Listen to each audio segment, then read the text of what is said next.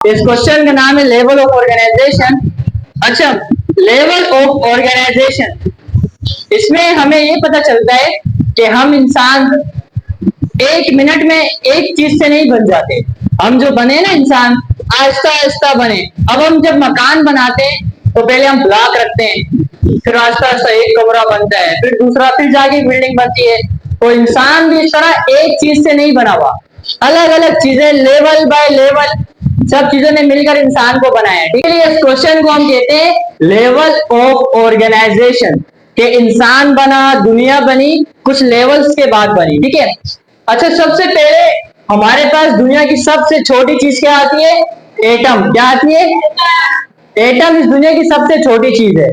ठीक है। अच्छा, एटम के अलावा भी कुछ छोटी चीजें होती हैं, वो हमने पढ़ा था, प्रोटॉन, इलेक्ट्रॉन, न्यूट्रॉन वगैरह। लेकिन आप अभी माइंड में क्या रखो, इस दुनिया की सबसे स्मॉलेस्ट चीज क्या है हमारे पास? एटम।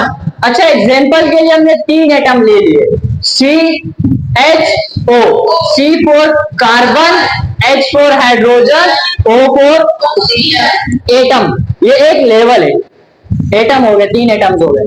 अच्छा, अभी एटम अलग अलग है, अभी एटम अलग अलग है।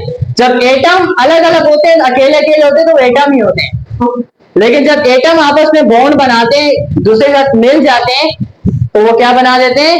मॉलिक्यूल। क्या बना देते हैं? मॉलिक्यूल। देखो, ये CHO एटम है, लेकिन अब अलग अलग है।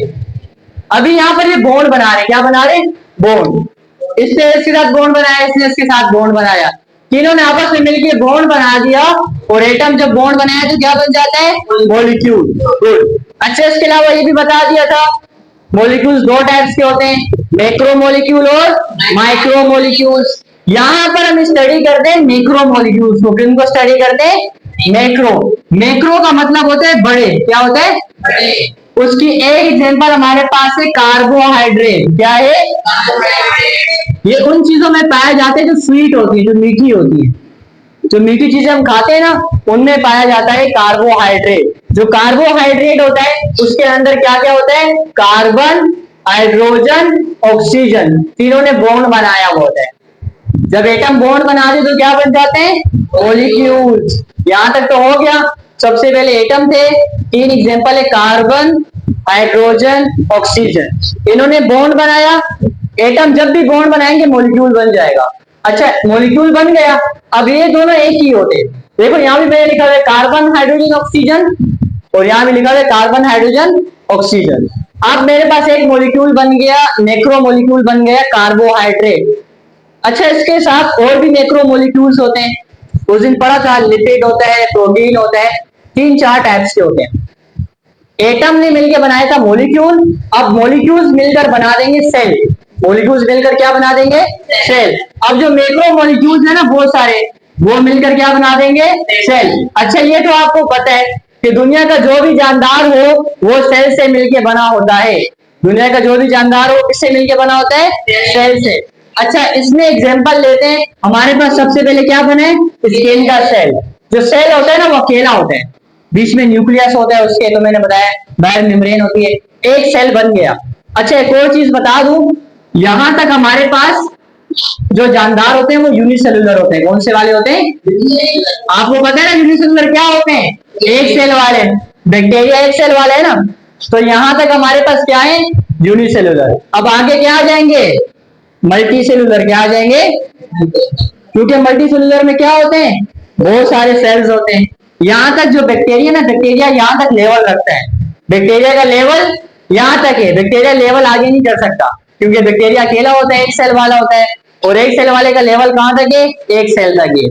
ठीक है, यहाँ बैक्टीरिया रुक गया, आगे नहीं आ सकता। अब आगे जिसके लेवल आ रहे ना वो हम लोग आ रहे हैं। अच्छा, जब एक जैसे सेल आपस में मिलते हैं तो वो टिश्यू बना देते हैं। क्या बना देते हैं? ये अकेला सेल था, इसके साथ और भी सेल मिले, 2, 3, 4, एक से ज्यादा सेल आ जाते हैं तो इसको हम क्या कहते हैं? टिश्यू। क्या कहते हैं? टिश्यू। ये हमारी स्किन है, फर्ज करो यहाँ पे एक से ज्यादा सेल हैं तो मेरी स्किन क्या होगी? टिश्यू। मेरी आंख, फर्ज करो आंख को अगर बाहर निकालूं, आंख के अंदर एक से ज्यादा सेल होंगे, टिश्यू। अच्छा, हमारी बॉडी के अंदर लंग्स, जहां से हम सांस लेते हैं, यहाँ एग्जांपल मैंने उसी की दी है। पहले लंग्स का एक सेल था तो अकेला सेल था, अब और लंग्स के सेल बन गए तो क्या बन गए, लंग्स की स्किन बन गई। क्या बन गई, लंग्स की स्किन। अकेला था सेल, मिल गया, क्या बना दिया, स्किन ऑफ लंग्स। पहले अकेला सेल था, अब हमारे लंग्स की स्किन बनना स्टार्ट हो गई है। अब स्किन बनना स्टार्ट हो गई है, अब टिश्यूज मिलकर क्या बना देंगे, ऑर्गन्स। एग्जाम्पल में क्या लिखा हुआ है, लंग। अच्छा, लंग्स कैसे होते हैं, हमारे इस तरह से होते हैं लंग्स, जहां से हम लोग रिस्पायरेशन करते हैं, हम सांस लेते हैं। ठीक है, मैंने क्या बोला, पहले हमारे पास लंग का एक सेल बना था, पहले क्या बना था, फिर आस्ते आस्ते इसके टिश्यूज बने थे, बहुत सारे सेल्स बने थे, अब पूरा क्या बन गया, लंग्स बन गया। अच्छा बेटा, हमारी बॉडी में जितने भी ऑर्गन है ना, चाहे लंग्स हो, आंख हो, मैदा हो, जो भी हो, वो अकेले अकेले काम नहीं कर सकते, वो हमारी बॉडी के साथ मिलकर काम करते हैं। हमारी बॉडी के जो भी ऑर्गन हो, चाहे वो लंग्स क्यों ना हो, वो अकेला काम नहीं कर सकता, वो मिलजुल कर काम करते हैं। और जब कोई चीज मिलकर काम करती है तो वो क्या बना देती है, सिस्टम। क्या बना देती है, सिस्टम। इसी तरह लंग्स अकेले काम नहीं करते, ये सिस्टम में काम करते हैं। तो जब ऑर्गन मिलकर काम करेंगे तो क्या बना देंगे, ऑर्गन सिस्टम, रिस्पायरेटरी सिस्टम।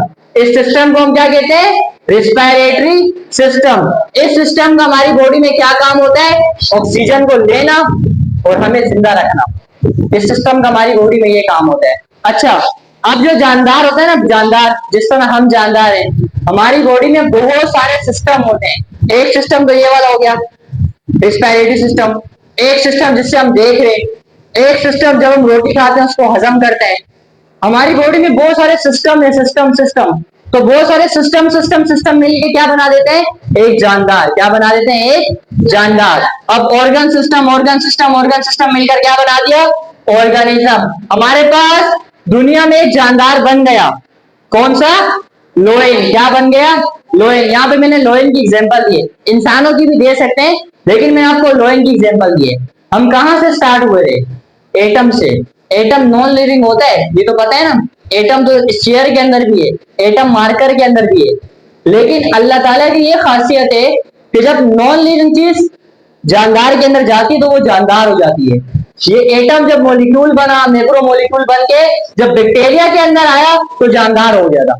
ठीक है, तो पहले हमने atom, molecule, macro molecule, cell, tissues, organ, organ system, और अब हमने क्या बना दिया, लोइन। अब फर्ज करो इस पूरी दुनिया में एक ही लोइन है, पूरी दुनिया में एक ही लोइन है। अब जिस तरह से एक लोइन बना है ना, उस तरह से और भी लोइन्स बन बन के आएंगे।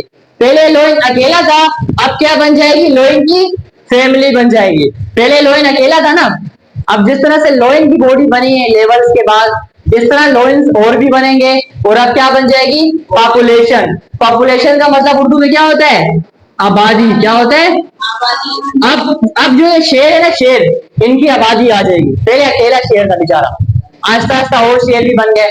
अच्छा मुझे बात बताओ, ये जो हमारे पास जो शेर है कहाँ पर रहता है, जंगल। ये जंगल में, पूरे जंगल में क्या अकेला यही रहता है, शेर ही रहता है? क्या पूरे जंगल में शेर अकेला रह सकता है? जब इसको भूख लगेगी क्या खाएगा? इंसान भी नहीं है, और करो दुनिया में कोई जानदार ही नहीं, सिर्फ शेर ही शेर है। तो शेर पूरे जंगल में अकेला नहीं रह सकता, उसको और जानदार भी चाहिए। और फर्ज करो हमारे पास जो शेर है उसके साथ एक और जानदार आ जाता है, जेबरा। क्या आ जाता है, जब दो जानदारों को एक साथ स्टडी करते हैं ना, तो वो क्या बन जाती है, कम्युनिटी। क्या बन जाती है, लोइन की फैमिली अकेले नहीं रह सकती, और जानदार उसको चाहिए। तो अब क्या बन गया, लोइन और जेबरा। जब लोइन को भूख लगेगी लोइन इसको खाएगा। ठीक है, तो इस तरह से अब क्या बन गई, कम्युनिटी। इसके बाद स्टेप आसान है, यहां तक स्टेप आपने बस माइंड में रखने हैं ऑर्गेनिज्म तक।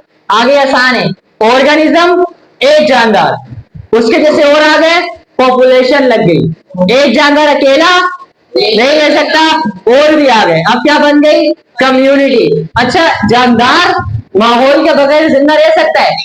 हम जानदार अपने माहौल से बहुत सारी चीजें लेते हैं, हमें प्यास लगती है, हम माहौल से लेते हैं पानी। ठीक है, ऑक्सीजन हमें कहां से मिलता है, माहौल से मिलता है। तो जब जानदार, लिविंग प्लस इन्वायरमेंट दोनों को स्टडी करेंगे तो क्या बन जाएगा, इकोसिस्टम। जब जानदार और इनका माहौल दोनों को स्टडी करेंगे तो क्या बन जाएगा?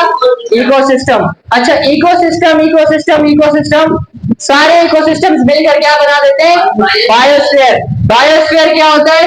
Part of earth where life exist, दुनिया का वो वाला हिस्सा जहां पर जिंदगी होती है। अच्छा यहाँ देखो, हमारी दुनिया जो है वो गोल है।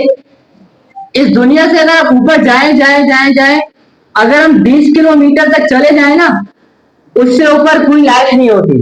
तो मतलब यहां से यहां तक हमारे पास क्या कहलाएगा? बायोस्फीयर। क्या कहलाएगा? अच्छा, ये जो जमीन है, इस जमीन के अंदर फर्ज करो जाए, जमीन के अंदर जाए जाए जाए जाए जाए 20 किलोमीटर तक चले जाए ना, उससे नीचे कोई लाइफ नहीं है, कोई जानदार नहीं रहता। तो 20 किलोमीटर तक जानदार रहते हैं, इसको हम क्या कहेंगे? बायोस्फीयर। बायोस्फीयर हमारे अर्थ का वो वाला पार्ट होता है जहां पर क्या एग्जिस्ट करती है?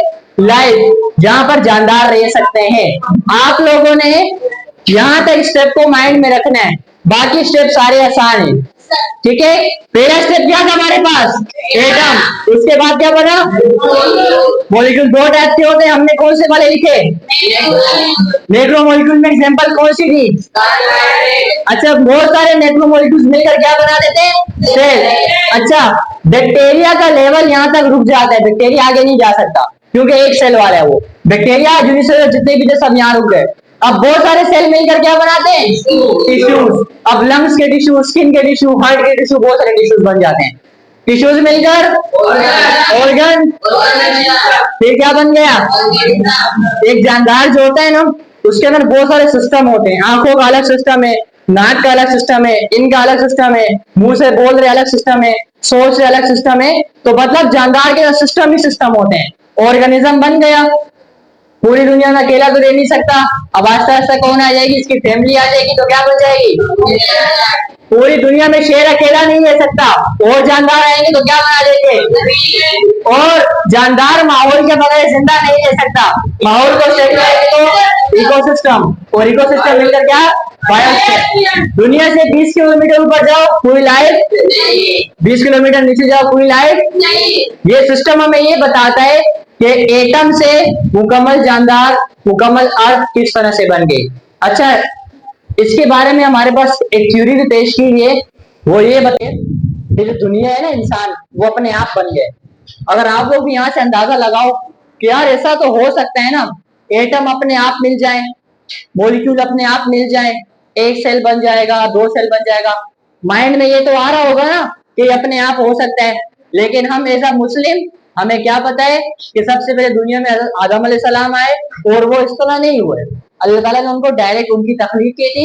ये एटम मॉलिक्यूल्स वगैरह जो है ना, ये अंग्रेजों ने अपने से रिसर्च किए, उन्होंने थ्योरी पेश किए। अब लास्ट क्वेश्चन, आप लोगों को क्यों पढ़ाया जाता है? इंफॉर्मेशन के लिए। ये हमें भी यूनिवर्सिटी में ही पढ़ाया जाता है। क्यों पढ़ाया जाता है? इंफॉर्मेशन के लिए। लेकिन ये मानना नहीं है अपने घर में अम्मी को बोले तुम एटम से मिलके बनी हो, तो पहले मॉलिक्यूल थे तुम ये थे, ये मानना नहीं है। मानना में क्या है कि अल्लाह ताला ने पहले इंसान को बनाया।